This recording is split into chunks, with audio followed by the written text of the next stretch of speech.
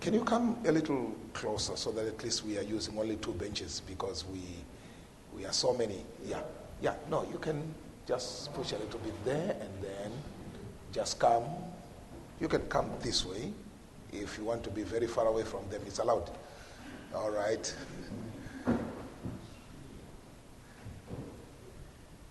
All right. I thought you had some Bibles. There were some Bibles that were here. Some Bibles that were. Yeah. I saw there were some Bibles here which were written. There they are. Right there at the corner. We might to just get them in case somebody would want a Bible directly and then would be able to use a Bible. All right. Fine. Are you looking for something to sit on? All right. Are you looking for a Bible? All right, fine. Please, can you give her a Bible? She's looking for a Bible. Okay. Who would need a Bible? Anyone else who needs a Bible? Okay. If you need a Bible. All right. Okay. You know, I'm going to be with you for some minutes, and I'll try to pull this thing closer so that I don't look like I'm preaching.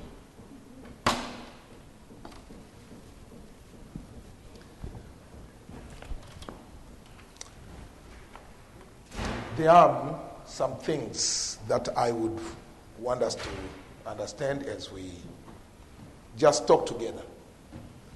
And allow me to say that this is just but a talk. Welcome, welcome, welcome, welcome. Just find your place right there. Allow me to tell you that this is a talk that I'm going to kindly ask you to participate together with me. And we are dealing with the issue of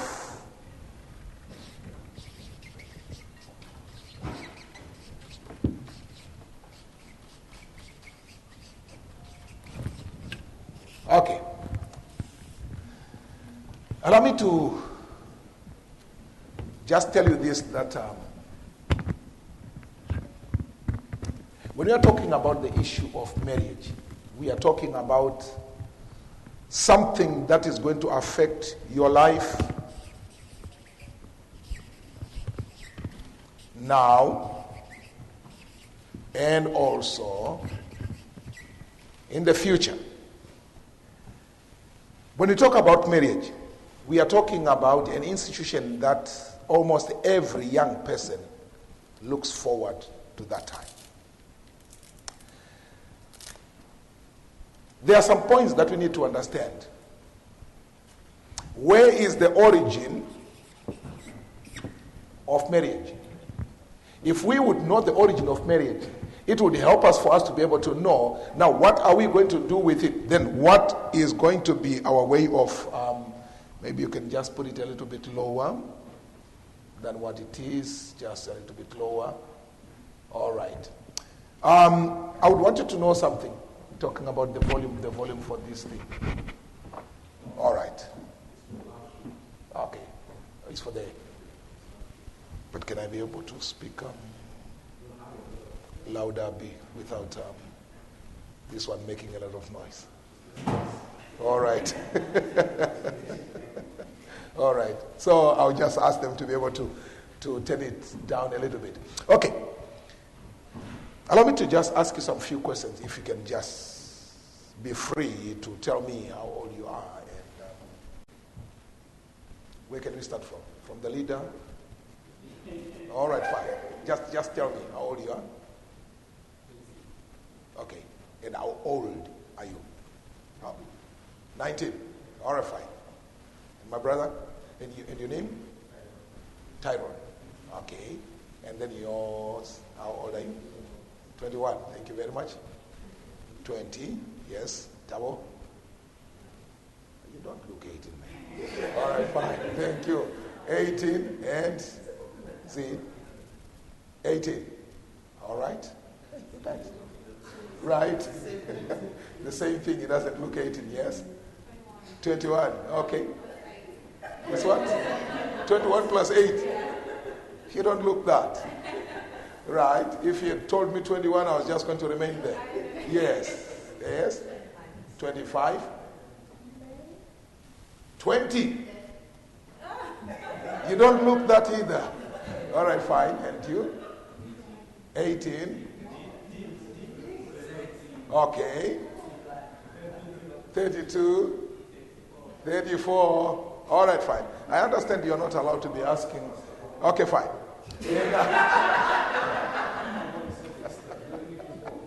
Okay. I'm 49. All right. Thank you very much. All right, fine. I would want us to have a look at this thing that is known as marriage. In one way or another, you're going to be affected by it. If you're not married, then one day you've got to make a choice if you have not yet already made a choice. So, if we know the origin of marriage, then we will know what we are supposed to be doing with marriage. I think it makes sense. For example, if I know who is the one who has prepared the food, I can eat comfortably. Or I may decide not to eat, depending on who has prepared the food. Are you following me? And if we know that the origin of marriage is God, then it makes sense for us to ask God how the marriage is supposed to be going about. Does it make sense? Why? Is because if he is the one who has begun this issue of marriage, he should be knowing how it is supposed to function. So, look at this. Let's just go together with me to the book of Proverbs. Proverbs chapter 18, verses 22. Proverbs chapter 18, verses 22. If you have found it, you can just read it together with me. Proverbs chapter 18, verses 22. If you have just found it, just read it. Proverbs 18. Yes. Thank you. Okay, thank you very much. It says, whosoever obtaineth or findeth a wife. It says, obtaineth a what? A good thing. And then what has he found from the Lord? That's chapter 18, 22. What is it that he has found from the Lord? What does the Bible say? It says he has found the what? Favor from God. All right. Now, if this is the situation, he says whoever finds a wife, he has found a good thing. He has obtained the favor from God. Anyone with King James Version? Was that King James Version? Just check. What does it say? I just want to hear it again from another version. Proverbs 18:22.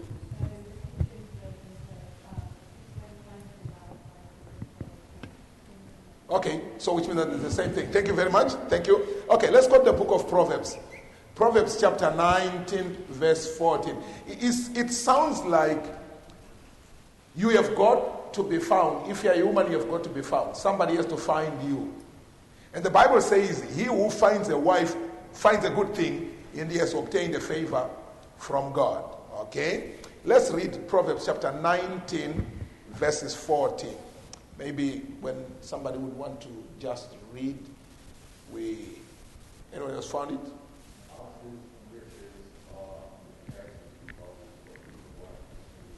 Okay, fine. It says houses and what? Houses and what? And riches. Where do we find these ones from? We find these ones from the fathers. Then it says, but a prudent wife. This one comes from where? This one comes from God. I want you to get some things here. Please, just follow me. Houses and riches. In other words, if you are looking for inheritance, you can find these things from your fathers. But then there is something that you cannot find from the fathers. That is a prudent wife. It doesn't mean that you cannot find a wife. You can find a wife. But for you to find a prudent wife, You need to get that one straight from God. Does it make sense? So, which tells me that if you're looking for a house, go to your father. If you're looking for riches, go to your father. But if you want to be married, go to God. Why? Is because he's the one who giveth marriage. And I want us to understand these things, young people. It's because most of the times I've discovered that a lot of young people play with this thing that is known as love. When in actual fact, what they have is not love, it is infatuation. And they call it love. And when they come to this thing, in fact, if you stop them in this infatuation business and you tell them, please, can you stop this one? They will hate you for the rest of their lives. Why did you tell me to stop it? Because I love the person.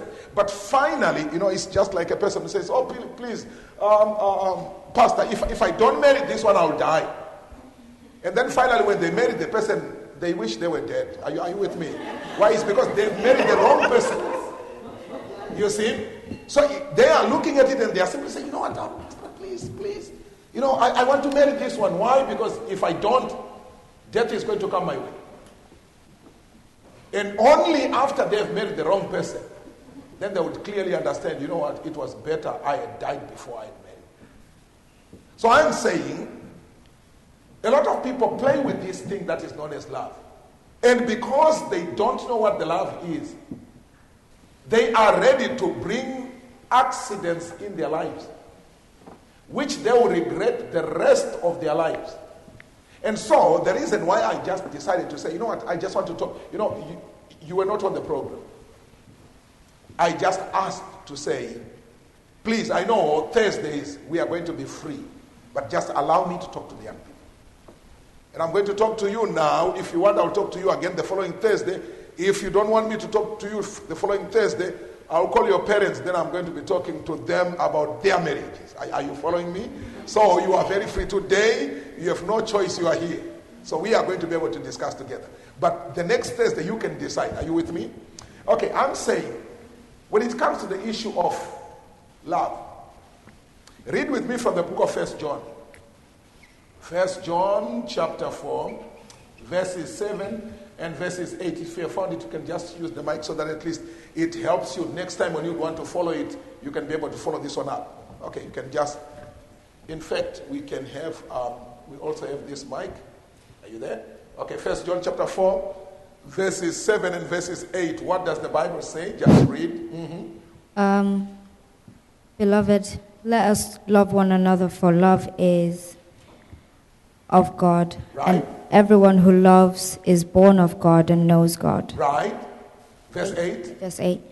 He who does not love does not know God, for God is love. Thank you very much. Now it tells you that God is what? God is love. Now if God is love, he who does not love does not know God, for God is love. So the real love that the Lord is talking about is the love that has the underlying factor that tells you that God is at work. So I'm simply saying, when I'm talking to you, I would wish that you could be able to understand about this type of the love which is connected to God.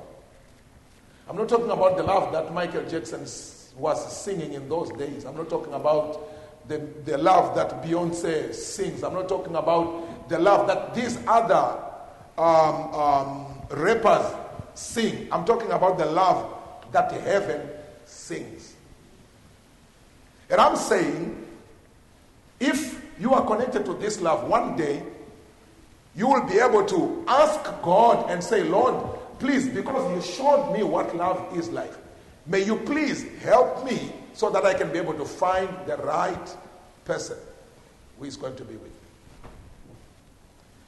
I'm going to be telling you of what I've seen in life. In Proverbs 19:20, let's look at it again. It tells you that houses and riches are from the fathers, but a prudent wife is from God. Now here is my question. If a prudent wife has to be from God, what does this tell me about every lady?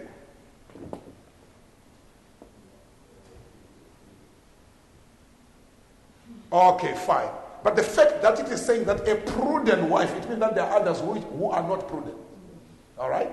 But we are saying a prudent wife, that one comes from God. The one who is not prudent, not from God. So if you want to be a prudent wife, you need to be the one who is with who? With God. This is a simple matter. If you want to be a prudent one, you need to be from God. In other words, God becomes your father. He is the one who tells you how to behave. He is the one who tells you how to grow up. He is the one who tells you how to operate in your life. So God is the one who tells you how to live. Why? Because he is the one who is supposed to be giving you in marriage. Does it make sense? Right? So, and this tells me that, I'm a father of 5. I have 5 children. And out of those 5 children, the last but one is a girl. And I want you to understand this. I'm doing all that I can to train my girl. Now she is only 10 years. And when I'm talking to the girl, that's daddy's bag. You understand what I'm talking about? That's daddy's bag. In other words, she is loved by the father. And I cannot imagine seeing my daughter being messed around. I can't imagine that.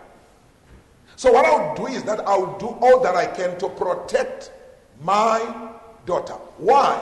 Because not only do I want to just protect my daughter, but I want to raise her up to be a daughter who is going to be a very good wife and a very good mother.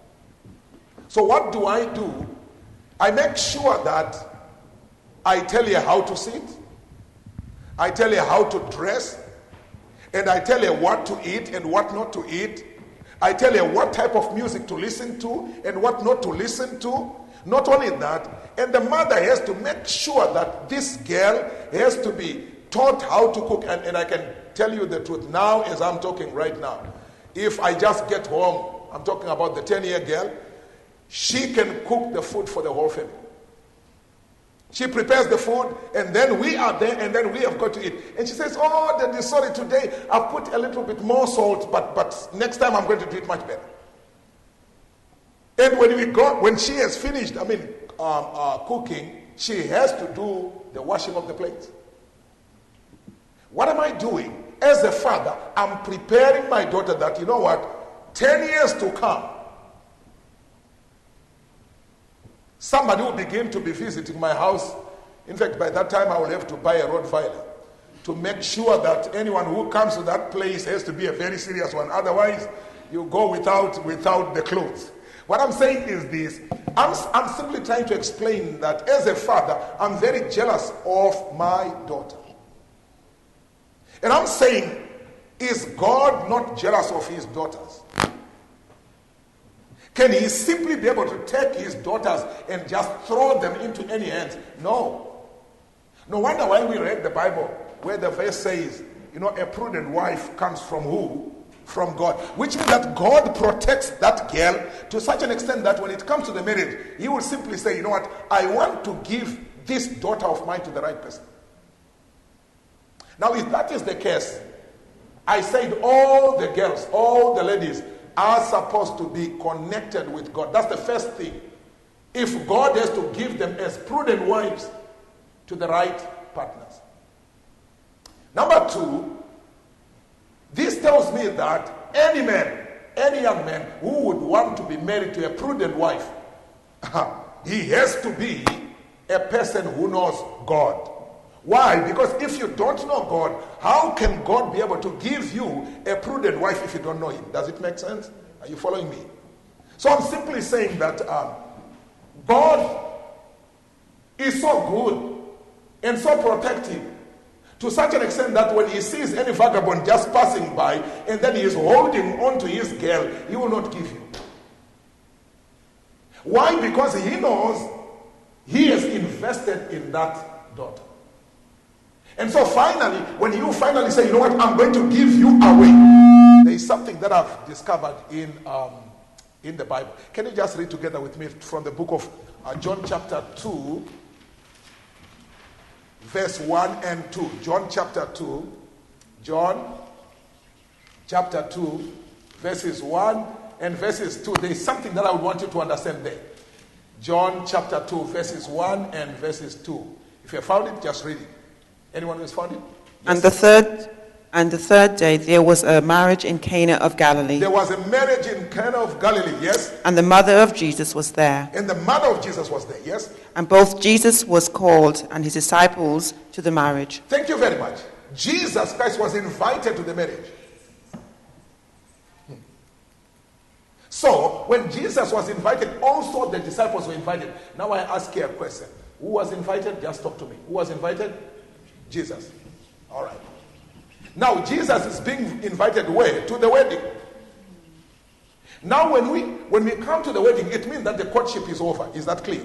The courtship is over. Now is the time of marriage. We are now just going there to eat the food, and then from then on we drink, and then after that we are just going to ululate, and we are going to look at the people, and we'll be looking at the bride, we'll look at the bridegroom, and we rejoice, and then at the end of the day, everyone goes to his home, and these ones remain the two of them in the home.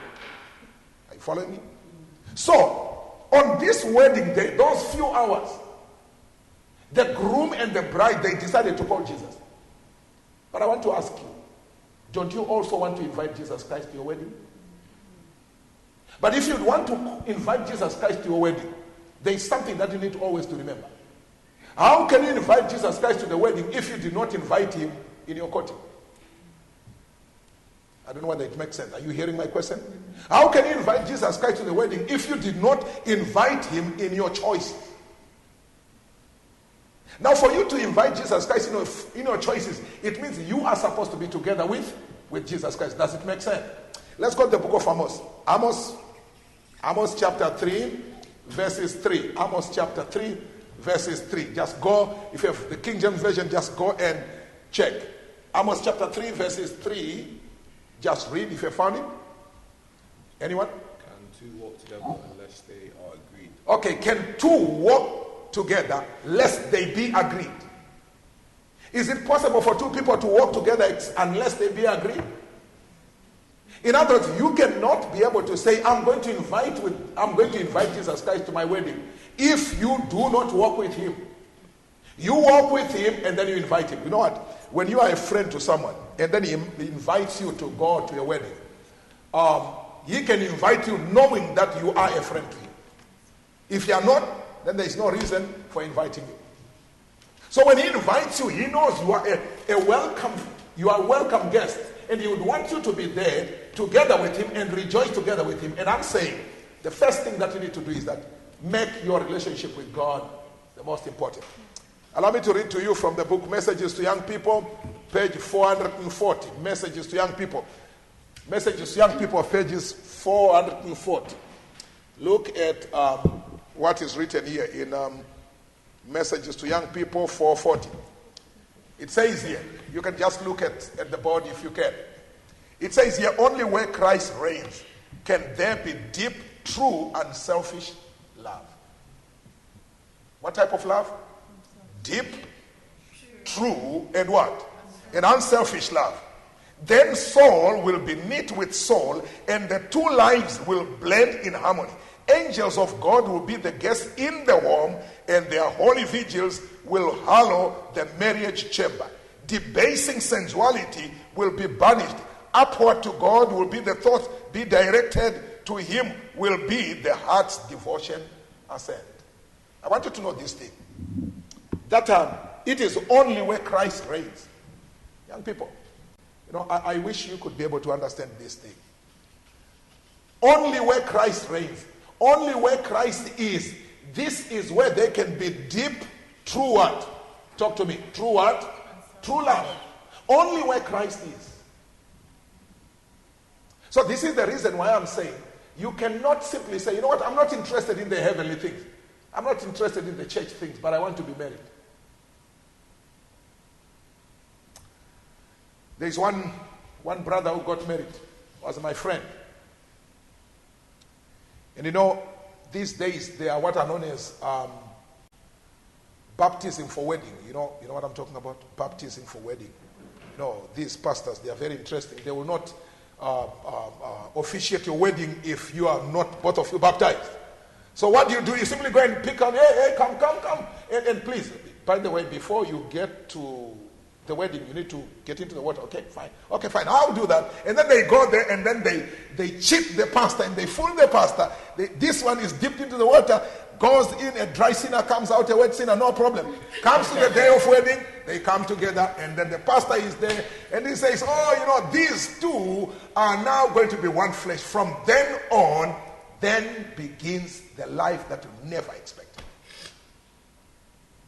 Now, this friend of mine, he was told, you know what, the one that you want to be married to is not the right person. He says, no, I love him. I love her. Please don't. This one is not the right person. No, I love him. So when he said that, I'm talking about a friend, medical missionary. I mean, the guy was very serious. So he went and got married. And according to the Adventist laws, whenever there is any problem in the home, you are not allowed to give a jab or a roundhouse kick to the wife. You can't do that. Okay? All that you need to do is just, yes, my darling, yes, that's it. And then your last words, you will always have the last word as a man. Yes, my dear, I've understood. Those are going to be your last words in your home. And I want you to know this thing. So this brother goes to church. Now he is an elder. And he has to be preaching to the church. And some of us as evangelists, you are off from home, you go to this place and you go and do the work and you come back. Now this one simply said, you know what I'm going to do today is, back at home, there are burglar bars that are put inside or they are put outside. Normally they are put so that at least the thieves would not get into the house. So what happened is this friend of mine, he is prepared to go and preach at the church. And as he is prepared to go and preach at the church, the wife just wakes up in that day. I don't know what entered into her heart. And then she went outside and then she locked the preacher inside. And then she said, okay, at least today you are going to be with me at home. You are going to remain at home. You are not going anywhere. And the man is there. The church is waiting for the preacher. The preacher has to come and the preacher is locked in the house. He cannot go outside. The house is full of burglar bars and you cannot do anything. The windows are closed. What do? Now he realizes those people who told me before the time that this was the wrong marriage, those people were right. But too late. Because once you are married, you don't have the right to divorce. Do you know that? Did you know that? That's according to the Bible. If you divorce, yes, you can divorce. And if you remarry after divorcing, if it is not because of adultery, you do not have the assurance of heaven. Do you see how serious it is? I'm talking to you as young people because I want you to clearly understand. Oh, I can see your eyes are popping up. Let me just read this one together with you. Go with me to the book of Matthew chapter 19. All right. Matthew chapter 19 verses 9. You see, chapter 9 verse 19. Chapter 19 verse 9. What is it that I did? Matthew. I had gone to the wrong verse. Okay, Matthew chapter 19. Verses 9.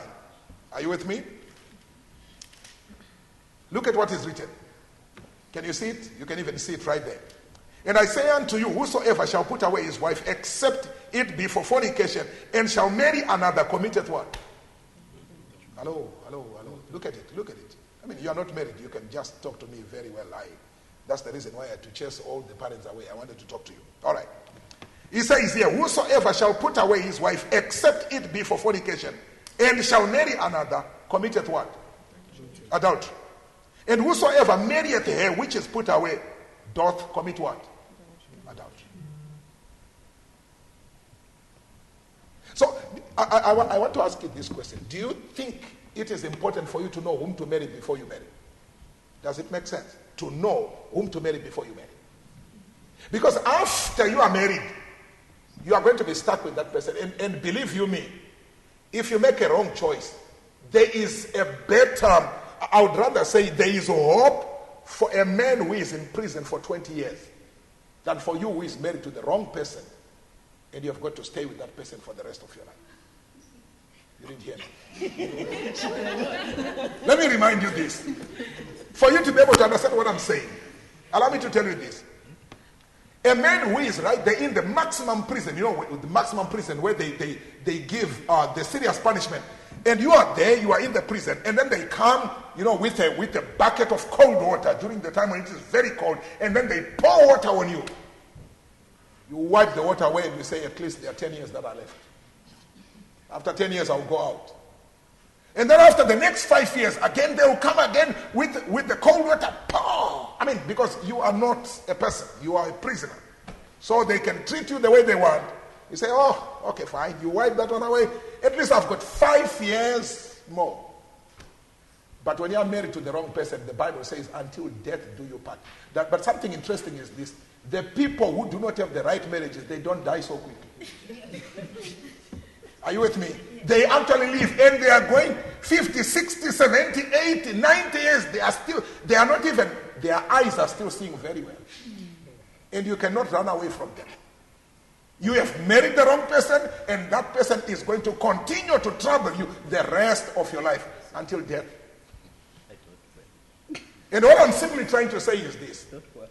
Is it important for you to make the right choice? Yeah. That is yes. Now, if it is important for you to make the right choice, is it important for you to be related to God? I've discovered these things, young people. The youth are not interested in the church most of the times until they are about to marry.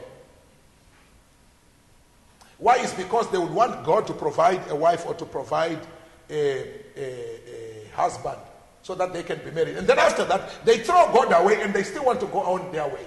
So it's like they also want to cheat God, to say, God, you know what, now I want to, I'm going to be a good boy. Now, please, I want to be married. Can you choose the one for me?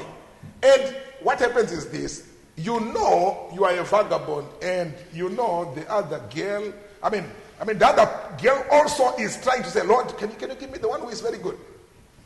And she knows she is not the right person because she knows her life. She knows what games she is playing.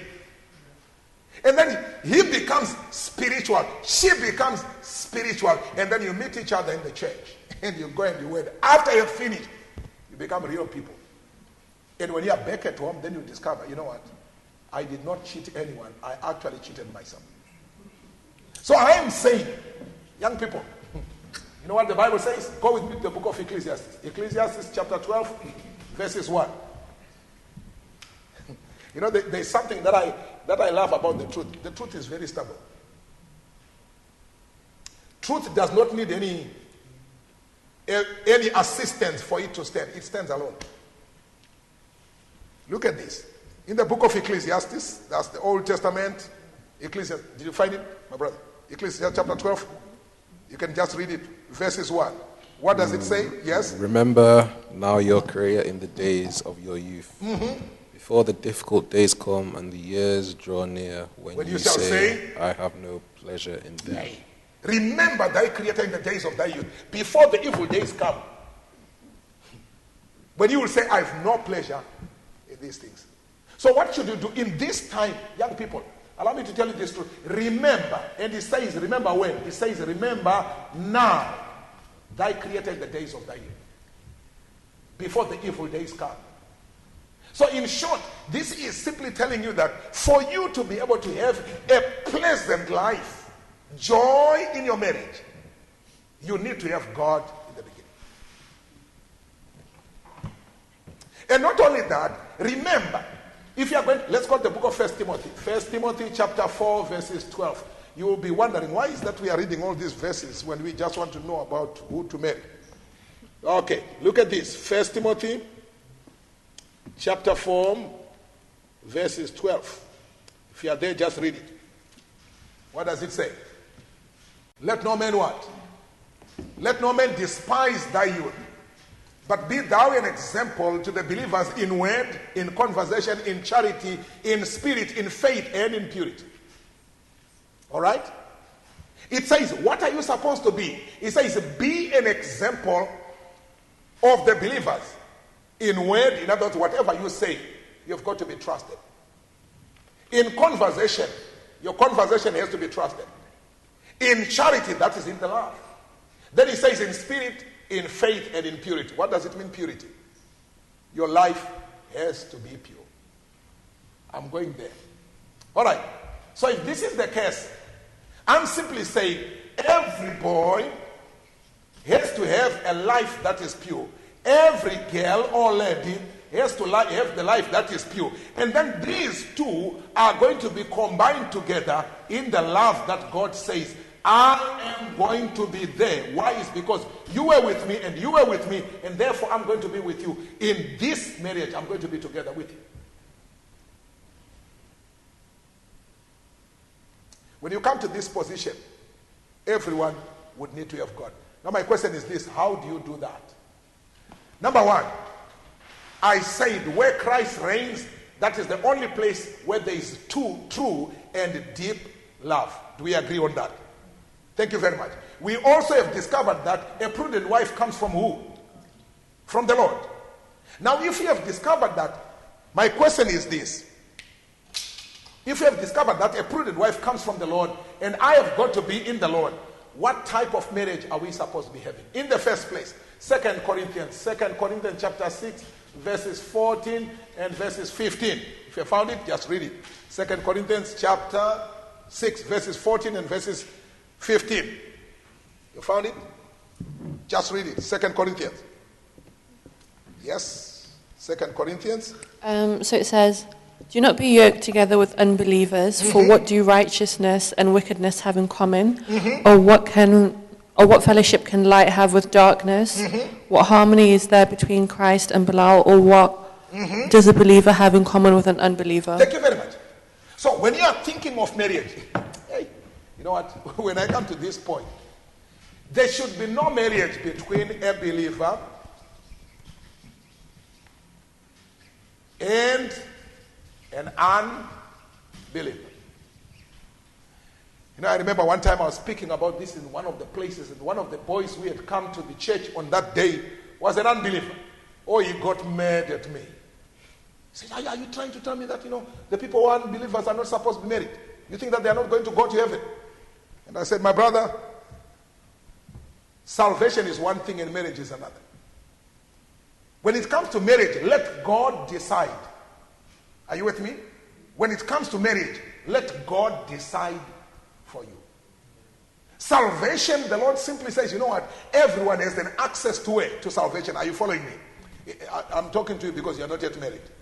For those people who are already married, and believers and believers, those ones, they've got to stay there. Are you with me? You need to understand. You cannot divorce somebody because the person is unmarried. I remember one time, there were some young people. This one, they finally got married. And they listened to me as I was talking about this courtship and marriage, and somehow they did not listen.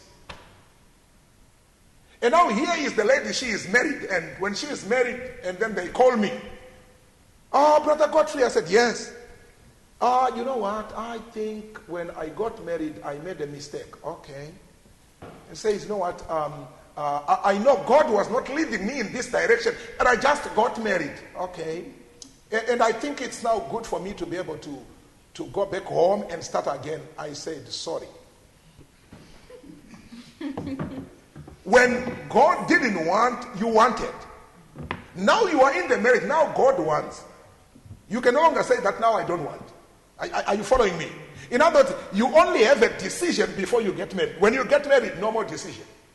I normally say, all the young people, please, open your eyes, open your ears as wide as you can before you marry. And after marriage, close all of them. Close your eyes and close your ears. You are there and you remain. Are you following me? Why? It's because after marriage, you no longer have another door to go out. You need to remain there. And I'm not trying to paint a bad picture about marriage. Marriage is very good if you find the right person. But if you find the wrong person, I'm telling you, you are going to be in hell. Before you get to hell, are you with me? Before you go to hell, you are going to be in hell, in the home where you are going to be. You know, today, look at me and you say, you know what, this brother is just talking things. I don't think. As for me, when I marry, I'll make a very good choice because I'm going to look at the eyes, I'll look at the hair, and I'll look at what type of the shoes she's putting on, and then the dresses, and then from then on, I'm going to make the right choice. Listen very carefully. And the girls simply say, you know what, I'm going to look at the one who has a beautiful car, and not knowing that when they get into the homes, the car remains outside and you've got to go inside with the person. And the car will never be in the house. It will remain outside. And so you are going to be with that person forever. In the house, there's somebody who loved somebody who was let me just go down. So if this is the case, allow me to remind you. Let's go to the book of Genesis. Genesis chapter 24. Genesis chapter 24, verses 63. Allow me to just give you this one for the boys. Girls, if you're looking for a boy, what type of a man is he supposed to be? What type of a young man is he supposed to be? What does the Bible say? Just go to the book of Genesis, chapter 24, 63. What does it say? Are you there? Genesis 24, 63. He says, and Isaac went out to meditate in the field at the eventime, and he lifted up his eyes and saw, and behold, the camels were coming. Oh, sorry, I didn't even see that somebody was ready. Okay, fine. Look at this. It says Isaac, where was he going? Just look at that one. Where was he going? He was going to what? To meditate where? In the field at even times. A real man, listen young people, listen very carefully, especially for the girls. A real man will be a man who is a man of prayer all the time. He has the morning and the evening prayers. Why? It's because when he comes into your house, he has to be leading the prayers. If you'd ask my family, I've got to have prayers with them in the morning and in the evening. But before I got married, I would wake up around 3 o'clock and I was in the forest. I'd find my place and I'll kneel down. The places where there were leopards and there were all sorts of snakes, black mamba, or you talk about the green mamba, you talk about the cobras and what have you. But I would just go early in the morning alone, and I would go into that forest and I would kneel down and I would talk to God, and I was not beaten. You can see I'm still alive. Why? Because I took it from Jesus Christ, because Jesus Christ would spend the whole night in the wilderness praying. And he was never attacked by any wild animal. The reason why I'm talking about this is this. The people who are going to be married have to be, especially the man. He is supposed to be the head of the home. Because in the book of 1 Corinthians chapter 11, verse 3, the Bible says, 1 Corinthians chapter 11, verses 3, what does it say? If you found it, 1 Corinthians chapter 11, verses 3. You need to understand what God says. 1 Corinthians 11, verses 3. Are you there? If you found it, just read it. Brother, have you found it? 1 Corinthians chapter 11, verses 3. Yes. What does it say? But I want you to know that the head of every man is Christ. The head of every man is who? Is Christ. Okay, let's go down. The head of every woman is man. Okay, then the head of every woman is the man. Now look at this. This is the order of God. God simply says the woman has a head, the head is the man. And then the man has the head, and the head is Christ. And Christ has the head, and the head is God. Are you with me? This is the order of God. And these people have got to understand this before they get married. Are you following me? Now, if you are to choose a man, girls, please follow me. If you are to choose a man, you have got to find a man who has his head. Because if he does not have his head, he will not be able to be a good head for you. You know, you are going to be beaten 2 times a week just for him to be able to prove that he is a man in the house. If he does not have his head. Are you with me? If he has his head, there is no way in which he is going to beat you up. Why? It's because the Bible says, husbands, love your wife as Christ loved the church. Are you with me? So, therefore, he is going to be governed not by the impulses, not by the muscles, not by the passions. He is going to be the one who is going to be governed by Christ. Allow me to remind you this. Do you know that a man who fears the Lord from deep down heart can never cheat his wife? And there are some wives who simply say, oh, let that girl try it. I'll beat her until she understands that, you know what, you don't take my husband. You will have to beat the whole world. Do you get what I'm saying? Why? It's because, okay, fine. You go to that person and then you find that girl. You are the one who took my husband. Okay, fine. And then she cries and then she says, you know, I will not do it again. And then your husband will go to another woman. You've got to follow and beat that one again. And then after that, you go to another, and you have got to beat them. And you can imagine, by the time you come to the old age, now they will start beating you. Are you with me? All I'm simply trying to say is that you need the one that has already been governed by God. No, I wish the young people could be understanding what I'm talking about. Now, the person who is already controlled by Christ. Now, when you come into the home, this person will treat you with respect. Why? It's because he already has a relationship with Christ. The one who has no relationship with Christ, who plays in the church, who doesn't come to church, who is not interested in the biblical thing, do you think this person is going to be interested in your welfare? No way. No way. I wish these things could be able to click into your mind. So he was meditating in that place. Just read. I think it's verses 18 from Genesis 24. Genesis 24. I think it's verse 14 if my memory serves me right.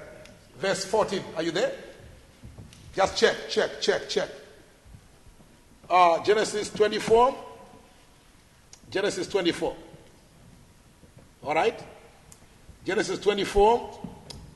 And you are reading verse, I think it's verse 14. All right. Look at this.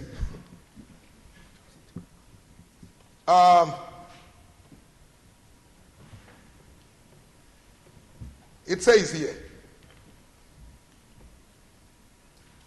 I got Genesis 24. Okay, fine. Verse 16. What does it say? Just look at it. Look at it. What does it say? It says the damsel or the what? The girl. Are you with me? He says, this is talking about Rebecca. It says, the damsel was very fair or was very beautiful to look at. A virgin, neither had any man known her. And she went down to the well and filled her pitcher, and came up. She was beautiful and she was a virgin. Why? It is because, look at this, young people. This is verses 16. Beauty has to go beyond just the outward appearance. And normally the boys, they simply say, yeah, you see, they go about taking away the virginity for the girls, and then from then on, when they want to marry virgins. Are you following what I'm saying? It is because they themselves, they don't know Christ, and if they don't know Christ, they are prepared to be playing around with anyone. And when they do that, they still think, you know what, I'm a powerful person and everything is all right. Not knowing that when they shall have their families, they are going to meet the very same problem in their own homes. You're not hearing me. Let me remind you. I was talking, one day I was going to another town, and as I was going to that place, I met the boys who were just waiting for cars. You see? So I stopped, and then these boys, they came in and they came into the car. So I said, where are you going? We are going to Cluj. Cluj, that's one of the cities in Romania. We are going to Cluj. I said, boys, what are you going there for? For girls. So I'm driving, I'm going. And as they are speaking, so they are so excited. And then I asked another question, and I said, boys, when are you going to marry? Who? Us? No, we are still young. We cannot marry now. No. We will marry later. I kept quiet. I kept on driving.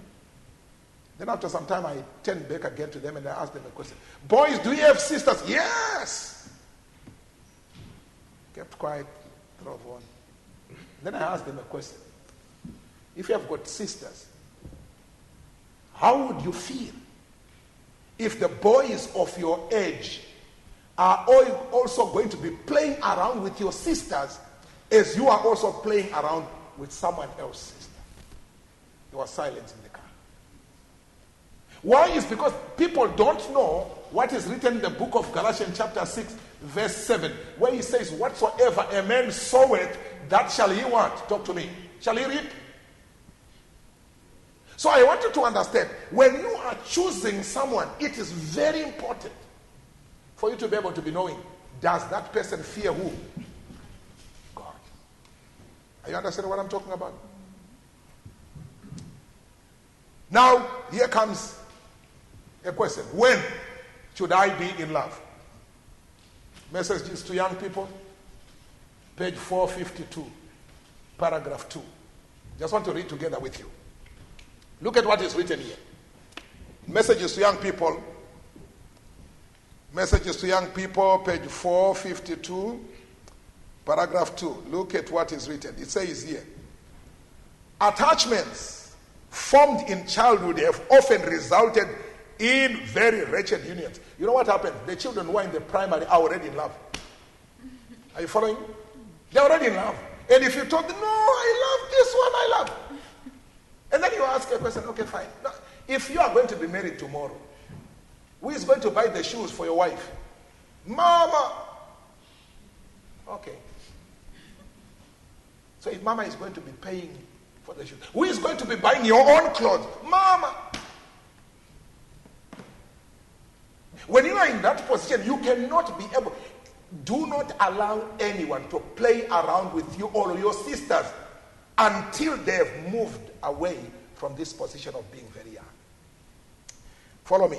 It says early connections, if formed without the consent of parents, have seldom proved happy. The young affections should be restrained until the period arrives when sufficient age and experience will make it honorable and safe to unfetter them. Those who will not be restrained will be in danger of dragging out an unhappy existence. A youth not out of his teens is a poor judge of the fitness of a person as young as himself to be his companion for life. What does this tell you? A youth not out of his what? Talk to me. What does it mean, teens? Hello? What does it mean? Hello? Talk to me. What does it mean, teens? What does it mean? Where does the teen end?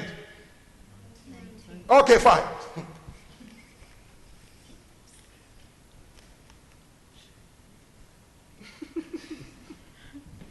If you have not yet passed here, this age, you are a poor judge of choosing a life partner. Oh, no, but that's too much, man. That's old-fashioned. Let me tell you what happened to me. I was in Form 1. And I saw a most beautiful African girl in my class. And when I saw her, I said, you know what? This is the summary of beauty. Without this one, I would die. You know?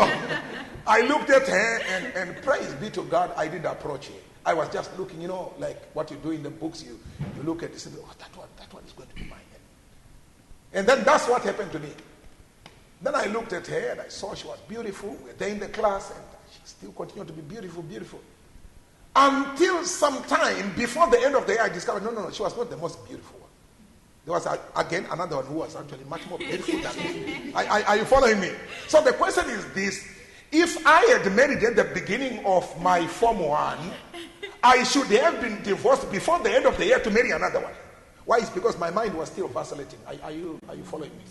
My mind was still vacillating. And because of that, the Lord gave this inspiration to say, you know what, a youth not yet out of his team is a poor judge of the one who is going to be choosing a partner to be with him forever. I was in one of the Adventist schools in Romania. And here was this very beautiful girl. By that time, I think she was now about 17 years or something like that. She was cute. And then after I had spoken to the young people in that place, she came to me and sat down at the place where I was actually counseling the young people. And she came, tears rolling down her cheeks. And then she says, what shall I do? And I said, what's the problem? And then she told me, you know what? At the age of 16, I lost my virginity to a son of, then she told me, and then from then on, that's what happened. You know, when she told me that, believe you me, anger was upon me. It was like if I would get the boy, I would grab him by the neck and I don't know what I would do. How can somebody be able to cheat and destroy this girl, and now this girl has to walk in life with the life that is not that is unfulfilled? Are you following me? And so when I would look at that, I would ask myself a question. But how come? Now, these are my questions. I didn't ask you. What happened when you were 16 years? What were you doing with a boyfriend at 16 years of age? It's because when I learned of the story, the father and the mother, I think they were, whether it's England or it was Spain and the other one in the other place. And so she remained with the grandparents at home. And so whatever was coming in the mind was supposed to be done. Are you following me? So finally she is in this situation and she does not know how to treat the life. Why? Because the boy just came maybe and simply said, if you love me, please sleep with me. Not knowing that, you don't have to have a marriage test. Are you with me? There is not supposed to be a time when you can say, it's only a car that you can test drive, not a person. You have a car, then you can test drive. I want to see whether you go, and then from there you put your brakes, and then from there it stops, you come back. But you cannot do that with marriage. And allow me to tell you this, young people. Never. Never. Sleep, I'm just using a simpler word.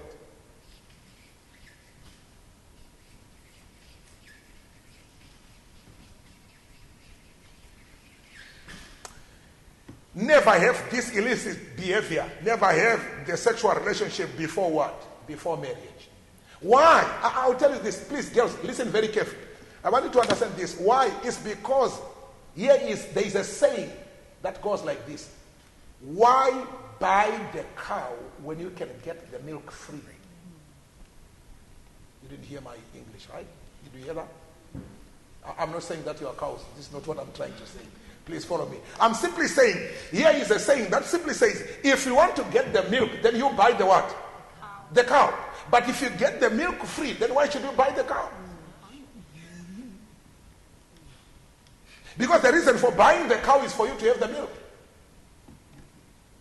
In fact, the reason why you people in England are not buying cows is because you are getting the milk from the shops. Are you with me? It's because you already know where to get the milk from. That's the reason why you're not interested in cows.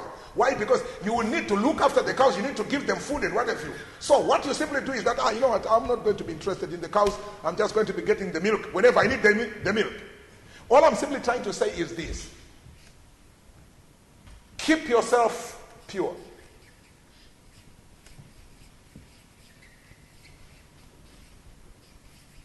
This is purity that in the book of 1 Timothy chapter 4 verses 12 was talking about. Purity. And this purity is not only for the girls, it's also for who?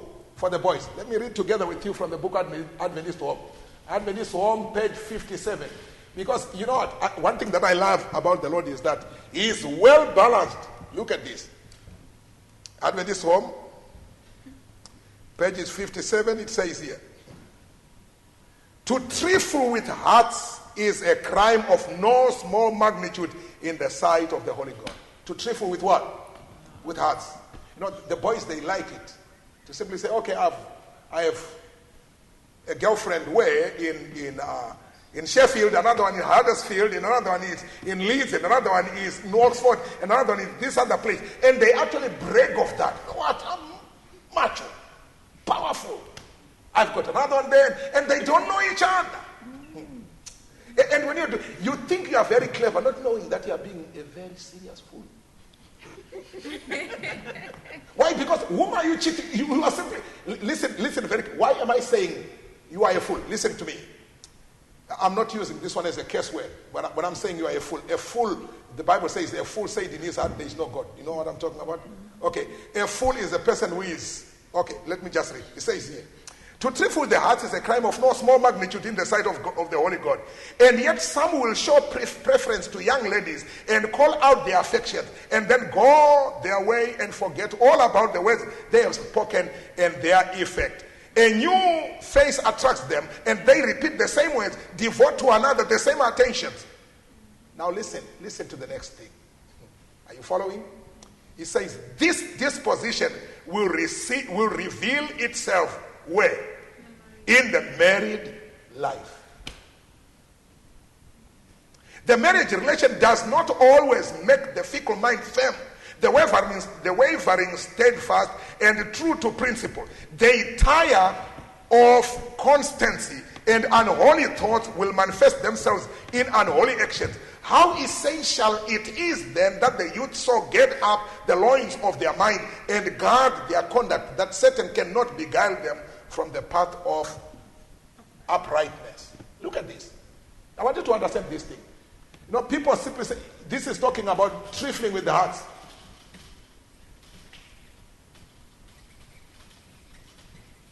Trifling with the hearts is whereby you simply go to this girl and say, oh, you know what, I love you, you look so beautiful. Okay, fine. And that person, because she doesn't know, and she is also foolish enough to accept your words without even knowing you, she simply gets you and says, oh, you know what, now I found everything about this person. Let me tell you a true story. What happened is that it was at the college, and there came this beautiful, this handsome man with a car. And so he got to this place, this college, and then this lady just looked at him, and so within a short time, without knowing anything, they got in love. And when they got in love, so this lady was so happy. And then this man simply said, you know what, I'm moving from here, I'm going to another place. Please, would you mind if I leave you my car, and then I will come and maybe get it sometime later? I'm going. What do you think the girl said? Wow, thank you very much. I'm going to remain driving with the car. And then she remained with the car. And I understand just a day when the guy had just gone, the lady received a call. Hello? Are you the person who is driving this type of a car? And she said, yes. And then the lady said, okay, fine, this is the car for my husband. She sank. Which means that she had not yet known who the person was. She only had I love you, and she accepted, when in actual fact the man was already married and she did not know about it. Now my question is this: is it important for you to know where the person is coming from? Yes or no? Yes. Another true story. There happened, a certain gentleman got into the place, got converted, got into the church, and then from then on he proved to be a very good young man. He was there, but because they did not check the background of this young man, so this lady got the wedding together with this, got connected to this guy, and then they went into the marriage, and when they had their marriage, they were so happy. Now they had about 3 children after some few years, and then one day, FBI came to them and simply said, you know what, this guy has run away from prison some years ago, and we're looking for him, so now we have got to take him. So she had to remain with the children. The guy was gone, back to prison. Why? Is because the people did not care to check the background of the person. And I'm saying, when we are talking about marriage, it's not like, oh, you know what, it's not like going to go and buy some salt or some sugar or some fruits from the shop.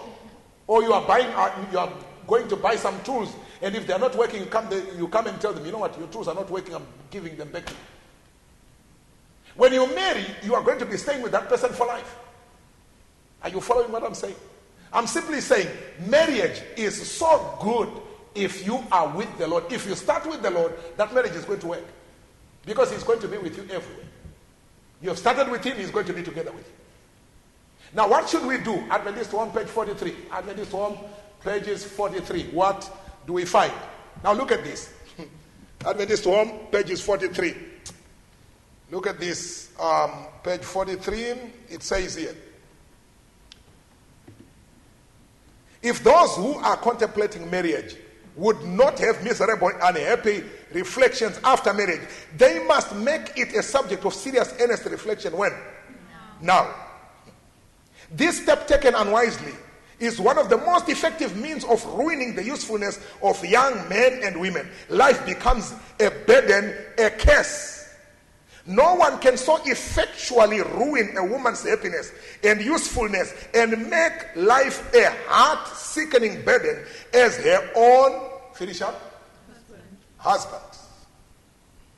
And not one can do 100th part as much to chill the hopes and aspirations of men, to paralyze his energies and ruin his influence and prospects as his own, finish up, wife. It is from the marriage hour that many men and women get their success or failure in this life and their hopes of the future life. Are you getting what I'm saying? I'm simply saying no one can ruin you as much as your spouse. For me to preach, yes, because I have got the right type of a spouse. Without a right type of a spouse, she would simply ask you, wait, you are going where? To England again? You have got to stay here. Are you following me? For me to be able, you know what? In marriage, they are not the muscles that count here and the relationship with God.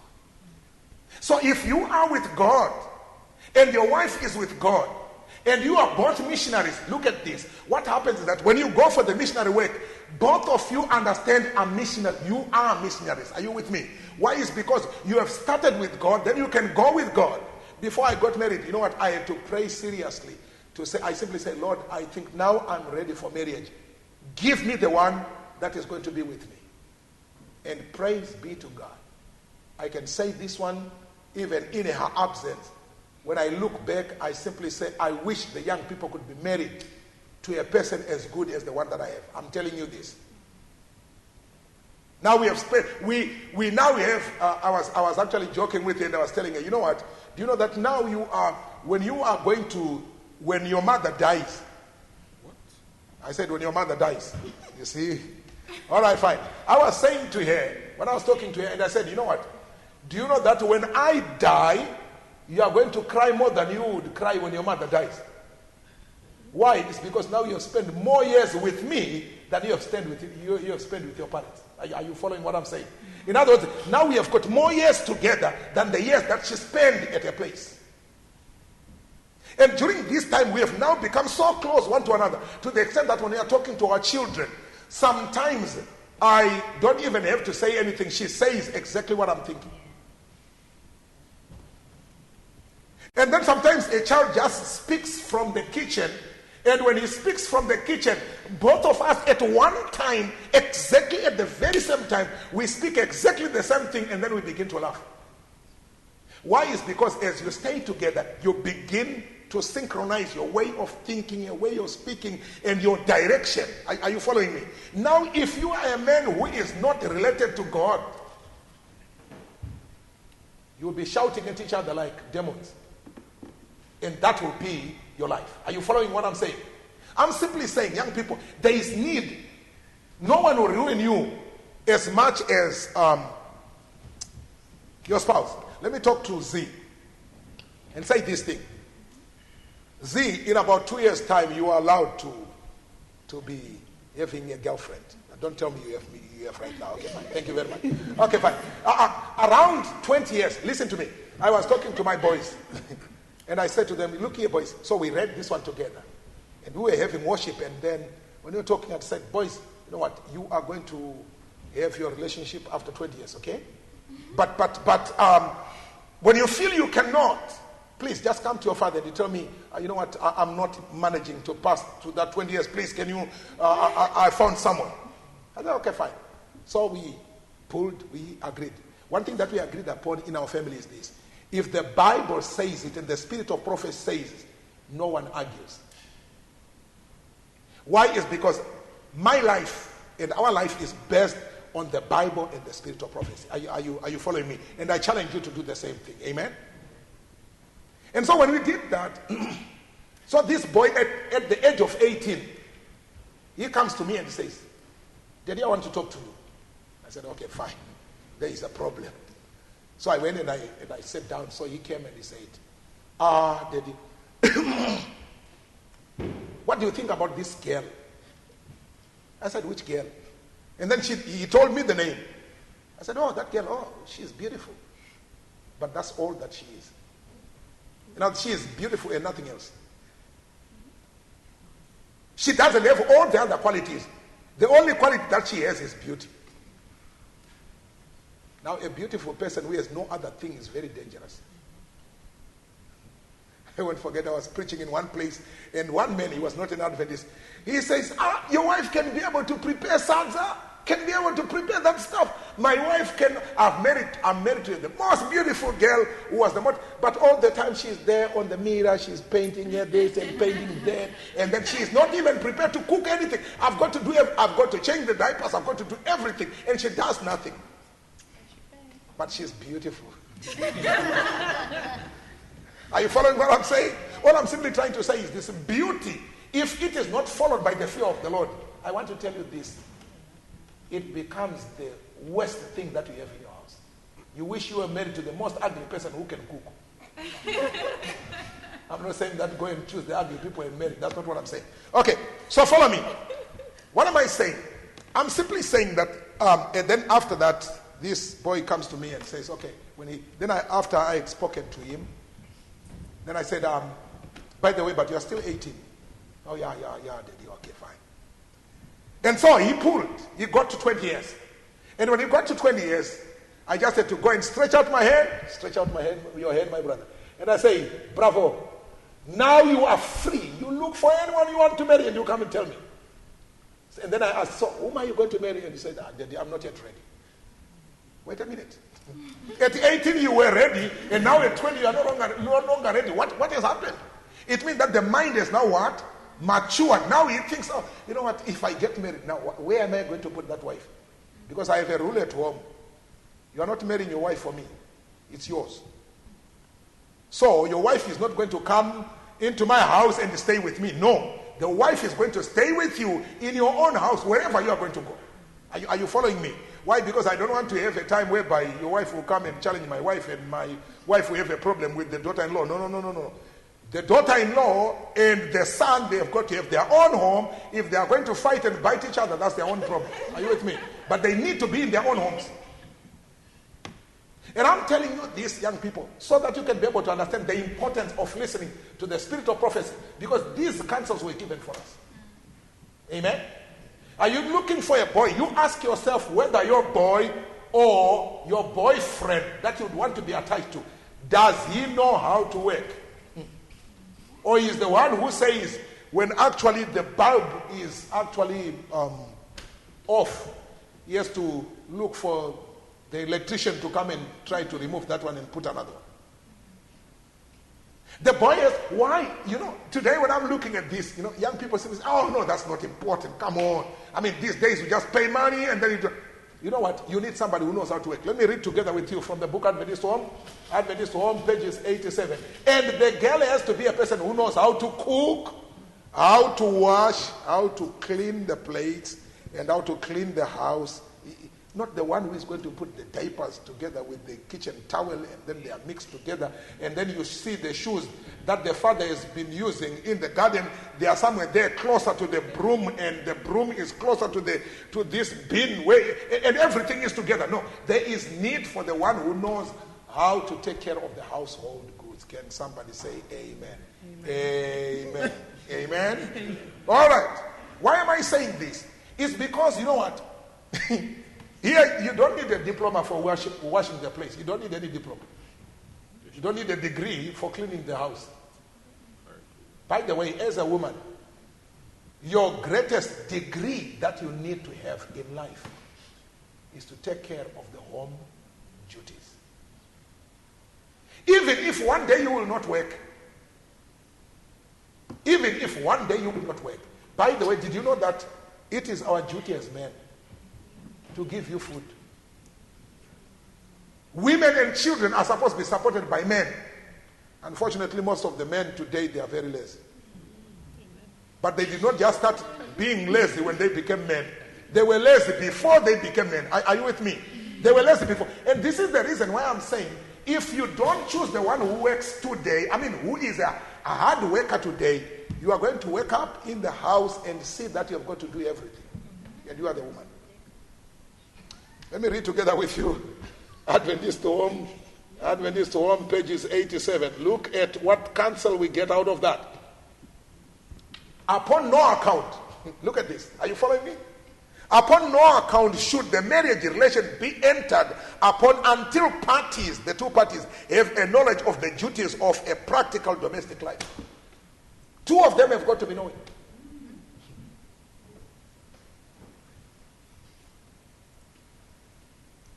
Are you with me? When I'm saying two of them, yeah, I know, I think some women are very happy because they are thinking that, no, the husbands have got to come and change the diapers. Okay. And I know they are very happy because of that. Listen very carefully. What I want you to understand is this. There are duties that a man is supposed to do and there are duties that a woman is supposed to do. This you need to understand. Because if you don't know your boundaries, you know what is going to happen. You are going to be fighting for the same thing. The home duties are mainly for the woman. The outside duties are mainly for the man. The garden, providing food for the family, providing spiritual food for the family, all that is for the men. Are you with me? Not only that, even to go and make sure that the things are arranged in the home, that is the man's duty. The color of the house, the inside arrangement, that is the woman's duty. Why? Because she is the one, that's her office. So she makes sure that in that home everything is looking clean and speak and span. And your duty is to make sure that you provide the money. I wanted to tell you that I was working and at the same time married. I would go there and I would work. I was working as a teacher. I was working as a teacher in Zimbabwe. I worked as a teacher in Botswana. And then what I would do is simply this. I would just go and come the day of the paycheck, I would receive the check. And what I would do is that I would just go to my wife and just go and empty my pockets and just give her. And then I let her to be able to do what she wants with the money that I've worked for. No. Somebody say amen. Okay. Listen. You know why you are saying amen? It's because my wife chose the right husband. Are you with me? Okay. Okay, fine. Why am I telling you these things? I'm trying to make you understand this thing. Why? It's because why should I fight with my wife over the issue of the money? Sometimes my children actually laugh at me. When I finally, after I've given my wife the money, I finally go to her and I say, please, can I have some money? I want to go and do this. And my wife says, no, I'm not giving you. I have something that is very important. And then my children say, but mommy, daddy has given you money. Yes, but I am in charge. Allow me to tell you this. Do you think she would finally take the money and begin to waste it and throw it away? No way. It's because the husband has actually entrusted you with that money. You can no longer waste it. You can now be able to say, you know what? I was thinking that we could be able to do this with this money. And I'm saying all that causes you to be able to do that is because of the fear of who? Of God. Are you following me? So I'm saying the two of you are supposed to be people who are ready to work. Choice of the husband. Adventist home, page 46. Follow this. Adventist home, pages 46. I'm telling you, both of you are supposed to be workers. Are you with me? Are you tired? Mm-hmm. Okay, we need to prepare to go home, right? Mm-hmm. All right. Look at this.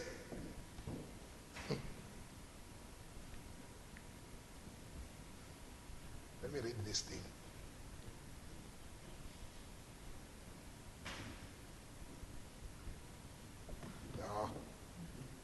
Let me just start from verse 43. From page 43. Marriage is something that will influence and affect your life both in this world and in the world to come. How is it going to affect you? When? Where is it going to affect you? In this life and also in the what? In the life to come. Then look at the statement that follows. Let's read together. What does it say? A sincere Christian will not advance his plans in this direction. Finish up. Without the knowledge that God what? Approves his cause. You cannot simply say, you know what, I'm just going there because I love the person. But does God approve? Your choice. Now, when you are choosing a woman, you should be asking these questions. Pages 47. Look at this. You are supposed to be asking these questions when you are choosing a wife. Look at this. Allow me to just read these statements. It says here,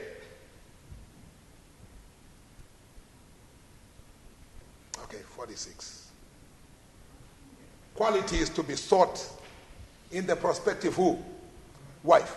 Let a young man seek one to stand by his side, who is fitted to bear a share of life's burdens, one whose influence will ennoble and refine him, and who will make him happy in her love. Who is going to make you what? Happy. If that woman is going to shout at you, I'm telling you, you are going to be having hell on earth. You need somebody who is going to make you happy. Now he says, here are the things. Is she an economist? Or will she, if married, not only use all her own earnings, but all of yours to gratify her vanity, a love of appearance? Are her principles correct in this direction? Has she anything now to depend upon? I know that to the mind of a man infatuated with love and thoughts of marriage, these questions will be brushed away as though they were of no consequence. But these things should be duly considered, for they have a bearing upon your future. In your choice of a wife, study her what?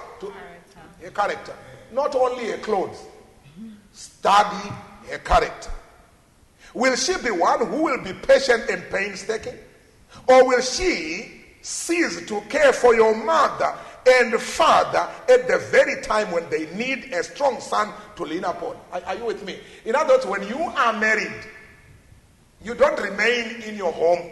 You are married to this man's home. Are you with me? Are you with me? And you know, now you are supposed to be taking care of his father and his mother. Because now, look at this, says, and will she withdraw him or the son from their society to carry out her plans and to suit her own pleasure and leave the father and mother, who instead of gaining an affectionate daughter will have lost a son? Look at what has happened. When you are married, those people are supposed not only to have their son, they are also supposed to have you as their daughter. Are you following me? You are supposed to be there as a daughter to them. And then you are, finally your father-in-law and your mother-in-law are now having problems of the age. You as the daughter-in-law will be the first one to talk to their son and simply say, you know what, come and stay over together with us. And we are going to take care of you. And by so doing, you as a wife, you are actually causing your husband to love you even the more. When you kick the parents of the husband, you are causing also your husband not to love you. I'm very careful when I hear some of this amen. All right, fine. What I would want us to understand is this clear. I'm simply saying, as the young people, it is time for us to be able to choose the right people. We have the fear of them. If you check, all these things are centered upon the people who fear who? God.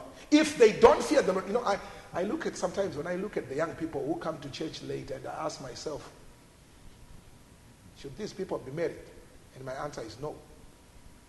Because if they come to church at 11 o'clock, before they are married, after they are married, what time are they going to come? At 12 o'clock. Are you with me? You seem to be not to be hearing what I'm saying. You have heard. I'm simply saying, as young people, you need to be coming to church early. Why? It's one of the... Allow me to tell you this thing. Do you think I just started preaching when I grew up and I said, okay, now I'm now going to start preaching? No. When I was still young, what I would do is that I would go to the kids and I would be there and I would be talking to them, and they would simply say, Godfrey, go and play with the kids and prepare them for the church. And then I would go and give them memory verses and bring them to the church, and then they would recite. I did not start praying when I was now married. No, I had to pray before. So my relationship with God did not start after marriage. It started before. And my wife came. I had to train and teach her what it means to fear God. Now she knows God much better than me. I can say that. Actually, today she just called me and then she told me, you know what?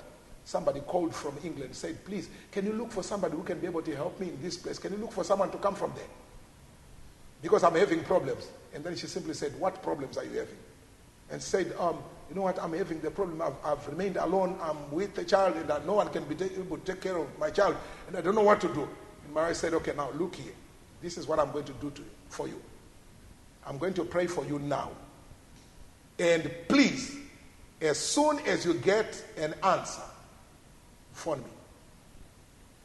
And then she started talking, and she started calling God, talking about her problem.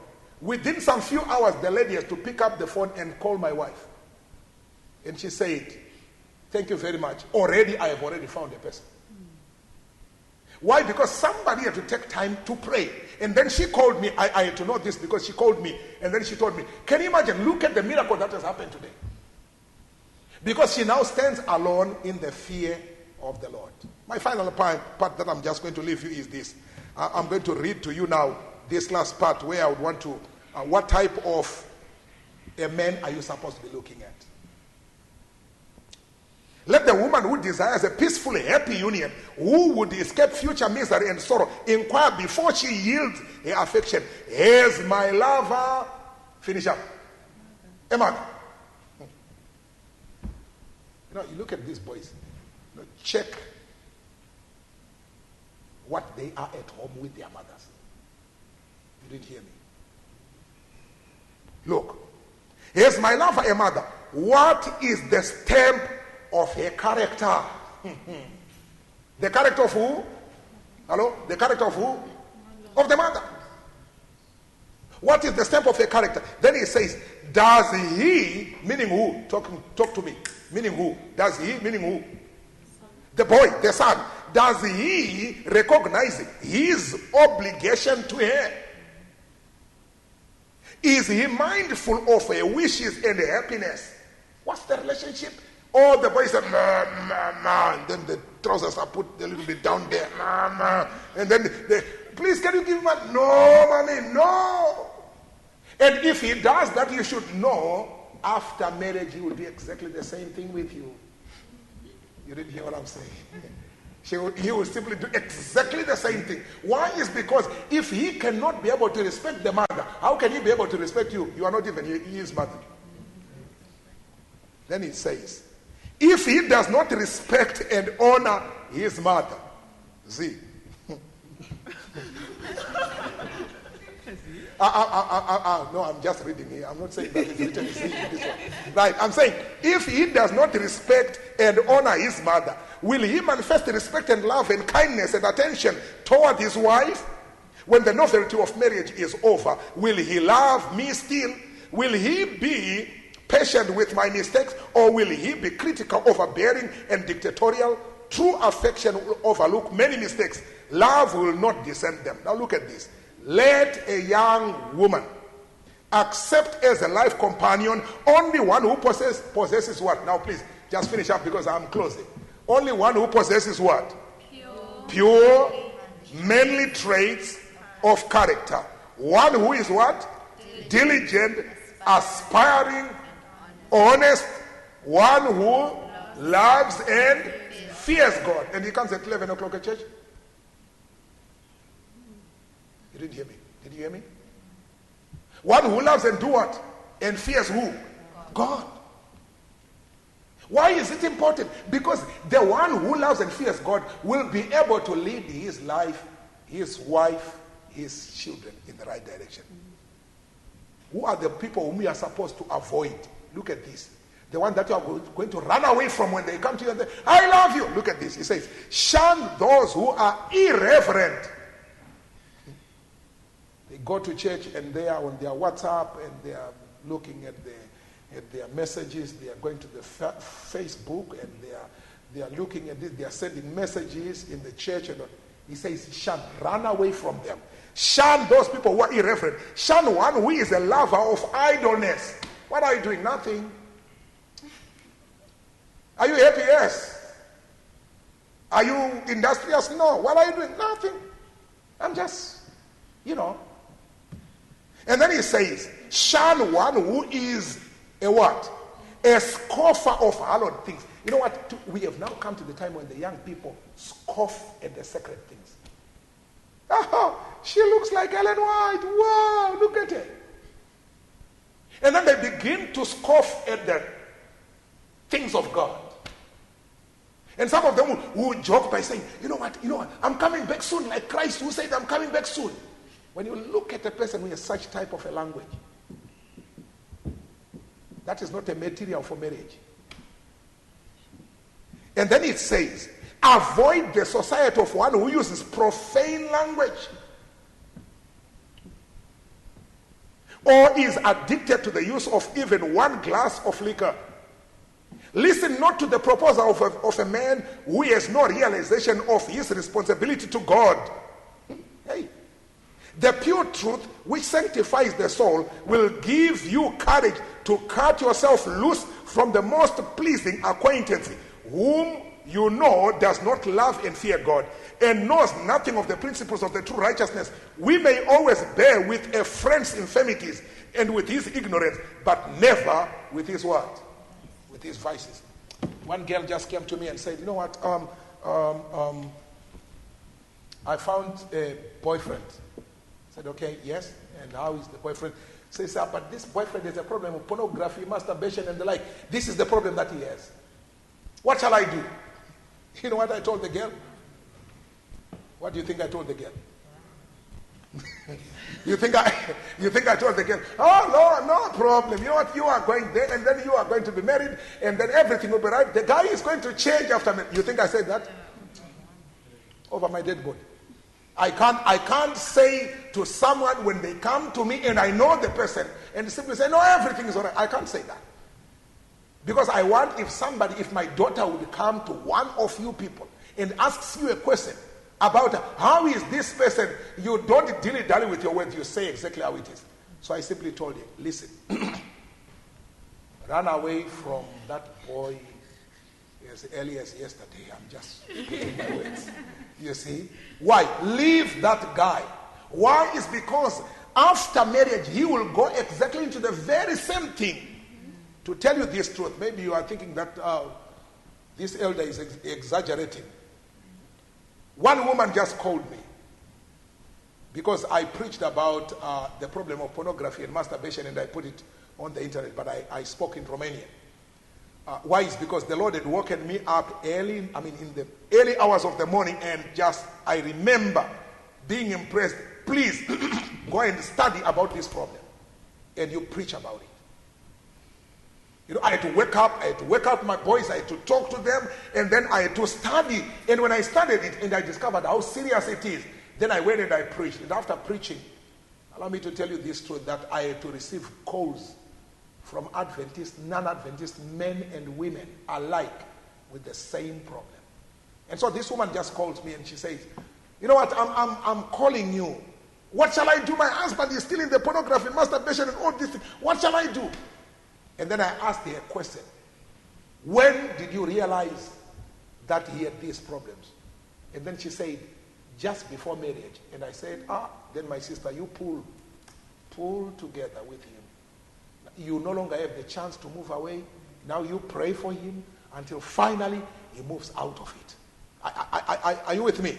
I can no longer, once you are married, you can no longer be able to say, okay, now I no longer want to be there. If you knew before, you had the chance to run away. But after you are now married, you cannot. Let that person struggle with God and finish up that vice.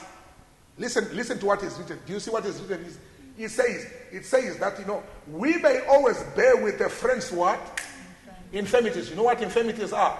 Like diseases. Somebody has, he has a leg that is giving him a problem. Okay, you can do massage until the leg is all right. Are you with me? He says, but never with his what? His vices. Because the vices are going to be taking all of you in a web. And my question is this: is it possible to come out of these vices? The answer is yes. By whose grace? By God's grace. So young people, I've given you quite a lot of information this time. This lesson would take us a long time for us to be able to deal with it. I've just been talking to you, and I tried to be as direct as I could as I was talking to you. Why? It's because of my love for the young people. I know when a young person picks up this and understands what I'm talking about, is going to be the most happiest person. In fact, when you are going to be in love with the right person, whom we are talking about, avoid touching each other and kissing each other and caressing before marriage. Why? It's because when you do those things, what is going to happen is that there is a problem of having your life. In fact, let me just simply say, don't open the parcel before the Christmas day. Did you hear what I said? Why is it important for you to be able to know these things? It is because the one normally who would want to go and eat and open the parcel before the Christmas day is the person who cannot be trusted. Are you with me? You're not hearing me. I'm saying, Mommy has prepared some boxes and there are some things that are, wrapped inside there just for the Christmas, and they have been put there. And then during the night, one funny young man goes there and then he says, I want to see where my name is written. And they go there and then they open and they discover, there are shoes that are there. Okay, fine, they close. They go and then they sleep. In the morning, when they wake up, everyone is saying, look at this. This is beautiful. Wow, wow. And then they go. When they open, those people who are opening for the first time, what happened? Their eyes pop out. They are so big and they are so happy. Look at this. Did you see what they did? And then this guy who saw his yesterday, what does he do? He says, wow, I found there are shoes but he knows he's faking. And so his happiness is not as happy as the others are happy. Are you following me? So I'm simply saying, leave much of that stuff in your married life.